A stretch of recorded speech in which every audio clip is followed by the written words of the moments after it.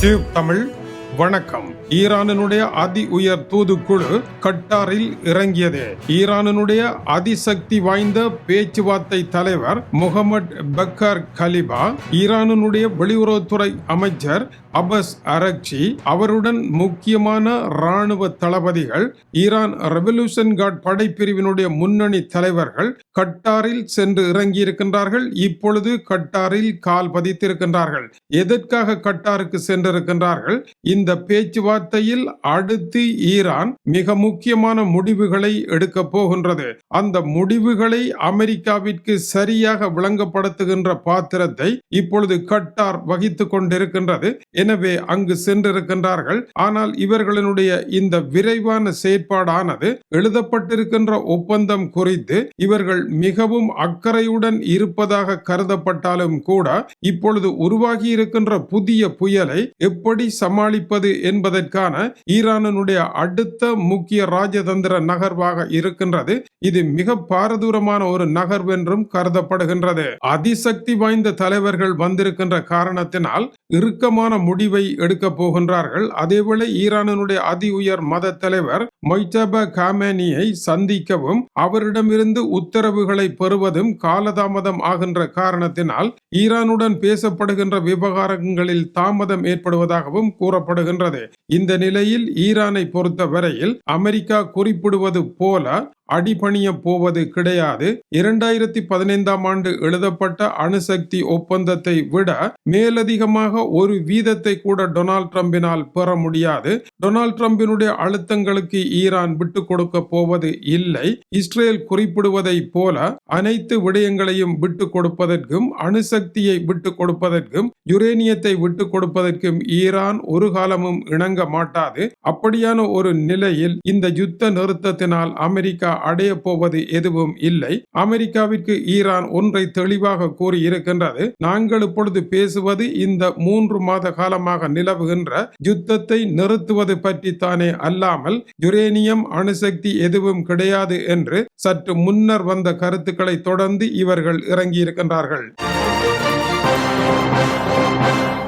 இந்த நெருக்கடி நிலவிக் கொண்டிருக்க டொனால்ட் ட்ரம்புடன் தாம் பேசிய இரகசியங்களை இஸ்ரேல் பொது வழியில் போட்டு உடைத்திருக்கின்றது. இதனால் டொனால்ட் ட்ரம்ப் எப்படிப்பட்ட இரட்டை வேட நாடகங்களை ஆடியிருக்கின்றார் என்பதும், அவருக்கு இந்த சர்வதேச விவகாரத்தில் ஒரு சரியான முறையில் பேச தெரியவில்லை என்பதையும் பெஞ்சமின் நெட்டன்யாகு உலக அரங்கில் போட்டுடைத்திருக்கின்றார். செறிவூட்டப்பட்ட ஈரானுடைய யுரேனியம் முழுவதும் ஈரானில் இருந்து வெளியேற்றப்பட தன்னிடம் உடன்பட்டிருக்கின்றார்கள் என்றும், இந்த இரண்டும் நடைபெற்றால் மட்டும்தான் தான் ஒப்பந்தத்தில் கையொப்பமிடுவேன் என்று டொனால்ட் ட்ரம்ப் தன்னிடம் கூறியிருப்பதாக இஸ்ரேல் கூறியிருக்கின்றது.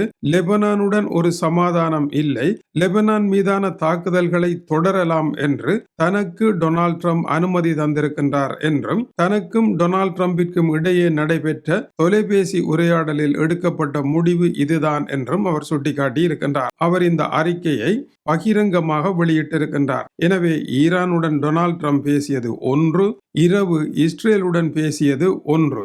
இஸ்ரேலையும் ஏமாற்றி ஈரானையும் ஏமாற்றி ஓர் ஒப்பந்தத்தை உருவாக்குவதன் மூலமாக அமெரிக்காவினுடைய உள்நாட்டு அரசியலை சமாளிக்க அவர் முயற்சி எடுத்திருக்கின்றார் என்பது இதுவரையான மாலை நேர தொகுப்பாக இருக்கின்றது. இதைத் தொடர்ந்து ஈரானிடமிருந்து வந்திருக்கின்ற செய்திகள் என்ன? ஈரானினுடைய ஊடக பேச்சாளர் இஸ்மாயில் பக்காய் உண்மையை போட்டு உடைத்திருக்கின்றார். டொனால்ட் ட்ரம்ப் என்ன தங்களுடன் பேசினார் என்று. ஒப்பந்தம் கைக்கு வந்தும் வாய்க்கு வராமல் இருப்பதற்கு காரணம் அவர்தான் என்றும் கூறியிருக்கின்றார். நாங்கள் இப்பொழுது பேசுவது 3 மாத காலமாக நடைபெற்று கொண்டிருக்கின்ற போர், முற்றுகை, இந்த இரண்டையும் எப்படி அகற்றுவது, அதற்கான வழிகளைத்தான் பேசியிருக்கின்றோமே அல்லாமல் ஈரானில் செறிவூட்டப்பட்ட யுரேனியத்தை அமெரிக்காவிடம் வழங்குவது, அந்த இடங்களை இடித்து கொட்டுவது என்று இஸ்ரேல் சொன்ன எதையுமே நாங்கள் பேசவில்லை என்பதையும், அந்த பேச்சுக்கள் யுத்த யுத்த நிறுத்தம் ஒன்றிற்கான கையொப்பம் வைக்கப்படுமாக இருந்தால், அமெரிக்க படைகள் விலக்கப்படுமாக இருந்தால், அமெரிக்காவிடமும் மற்ற நாடுகளும் இருக்கின்ற பணம் ஈரானுடைய சொந்த பணம் ஈரானுக்கு வருமாக இருந்தால், அடுத்த 60 தினங்களில் அது பற்றி பேசலாம் என்றுதான் கூறியிருக்கின்றோமே அல்லாமல் இப்பொழுது எதையும் நாங்கள் பேசவில்லை. எனவே யுரேனியத்தையும் வழங்கி அணுசக்தி இடங்களையும் உடைத்து அதற்கு பின்னர் தான் டொனால்ட் ட்ரம்ப் கையெழுத்து வைப்பார் என்கின்ற பெஞ்சமின் நெட்டன்யாகுவினுடைய கருத்திற்கும் ஈரானுக்கும் எந்த தொடர்பும் கிடையாது என்று முற்றாக தூக்கி வீசி இஸ்ரேலிய பிரதமருடைய கருத்திற்கு சவுக்கடி போட்டிருக்கின்றார். மேலும் பேச்சுவார்த்தை ஒன்று நடந்து இறுதி கட்டத்தை அடைந்திருக்கின்ற வேளையில் இப்படி அந்தர்பல்டி ஆகாச பல்டி அடித்து எதிலுமே நிலை இல்லாமல் இருப்பது ராஜதந்திரத்திற்கு அழகே அல்ல என்று அவர் குறிப்பிடுகின்றார். ஈரான் குறிப்பிட்ட 14 அம்ச திட்டத்தின் அடிப்படையில் தான் பேச்சுக்கள் நடைபெறுகின்றதே அல்லாமல் இஸ்ரேல் குறிப்பிட்ட எந்த ஒப்பந்தத்திலும் இங்கு பேச்சுக்கள் நடைபெறவில்லை என்பது அவருடைய கருத்தாகும். அமெரிக்காவிற்கு நாங்கள் மீண்டும் மீண்டும் சொல்வது, அமெரிக்கா போட்டிருக்கின்ற கடல் முற்றுகையை அகற்ற வேண்டும். ஹோர்முஸ் நீரிணையால் செல்லுகின்ற சர்வதேச கப்பல்களை ஈரானும் ஓமானும் பாதுகாப்பாக அழைத்து செல்லும். ஈரானுக்கும் ஓமானுக்கும் மட்டும்தான் இந்த கடல் நீரிணையில் உரிமை இருக்கின்றது. அமெரிக்காவிற்கு இங்கு எந்த உரிமையும் கிடையாது, வெளியேறிவிட வேண்டும். அவ்விதம் அழைத்து செல்லப்படும் கப்பல்களுக்கு பணம் வாங்கப்பட மாட்டாது.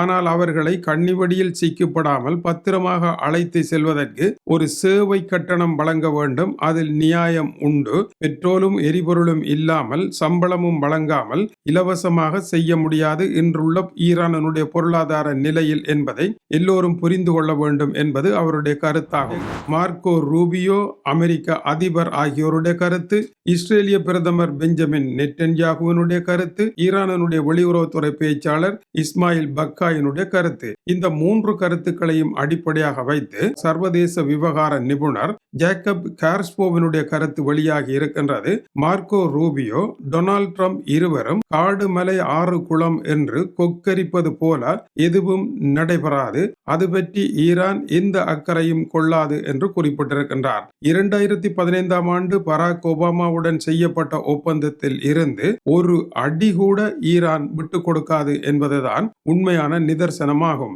இதற்கு மேல் செய்வதற்கு டொனால்ட் ட்ரம்பாலோ அல்லது இஸ்ரேலாலோ இயலாது. ஈரான் அதற்கு இடம் கூடாது. ஏனென்றால் ஈரான் இந்த போரில் மண்டியிடவில்லை. எனவே 60 நாள் பேச்சுக்கள் நடைபெறும். அதில் பல சூறாவளிகள் வீசும். ஆனால் ஈரான் பின்வாங்க போவது இல்லை.